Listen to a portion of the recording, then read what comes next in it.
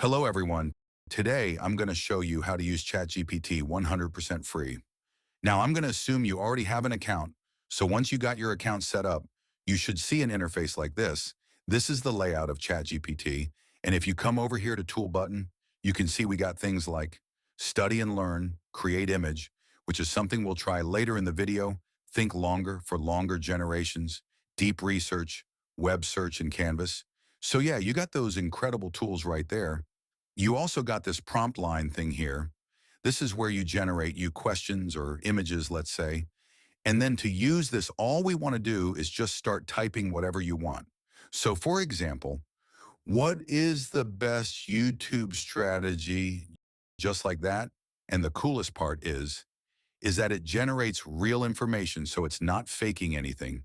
It's all accurate. And that's why I love this tool, but also because it's free. So now we're going to ask another question like, what is the biggest dinosaur of all time?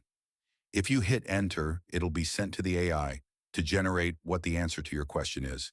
To that's just a quick keyboard shortcut for you. So now we understand how this tool works. Great, now we can generate our thumbnail image. So go to Tools and click on Image. So now that we clicked on it, because now it's pinned over here, we can create our thumbnail image. Now I'm just going to be making a Mr. Beast thumbnail by typing in this prompt. I'll leave a link in the description to where you can reuse the prompt I was using. But be careful because this tool tends to make mistakes, so feel free to be more detailed.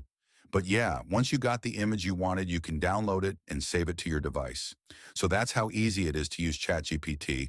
If you have any further questions, feel free to drop them in the comments below. See you next time.